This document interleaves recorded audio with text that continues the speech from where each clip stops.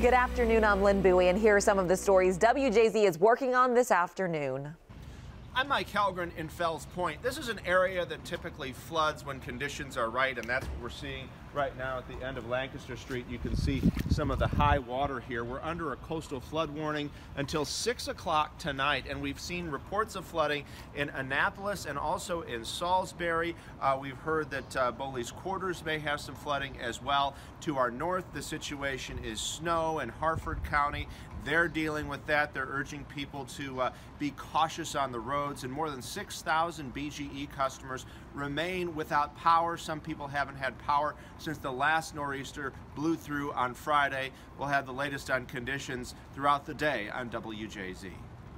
I'm Alex Dimitri in Crownsville, where the bodies of a man and woman have been found. Police are calling it a murder-suicide. Today on WJZ and WJZ.com, why police think this is a domestic, isolated incident and not a threat to the public. A reassurance that still doesn't lessen the shock of what's happened here. I'm Pat Warren. In Annapolis today, two former Maryland governors, Democrat Paris Glendening and Republican Bob Ehrlich, speak in support of smart on crime rather than tough on crime policies. And in some areas, this becomes a partisan issue. Who can be the strongest on crime? Who can be the most aggressive? Well, that doesn't necessarily serve the system well. And now I'm asked to run across the country and talk about various elements within criminal justice reform, different initiatives.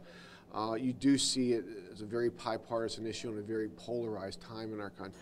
The governors were guests of the Maryland Alliance for Justice Reform, a citizens group working to reduce prison populations and promote alternatives that improve public safety and reduce crime. Stay tuned to WJZ for more. Good afternoon. I'm DavidBartolotta in Baltimore's Able neighborhood, where the Salvation Army has just cut the ribbon on DMG Foods. It is the first low-income grocery store that the Salvation Army has opened up, and if it's successful, Baltimore could serve as a model for potential future grocery stores just like this through the Salvation Army. Coming up tonight at 5 and 6, we're going to give you a tour of this brand new grocery store. We're going to talk to some shoppers about why it's so heavily needed in this neighborhood and give you a look at some of the other things that they're going to be offering as a part of this. That's all coming up tonight at 5 and 6 on WJZ. We'll see you then. Much more on these stories coming up on WJZ at 4, 5, and 6.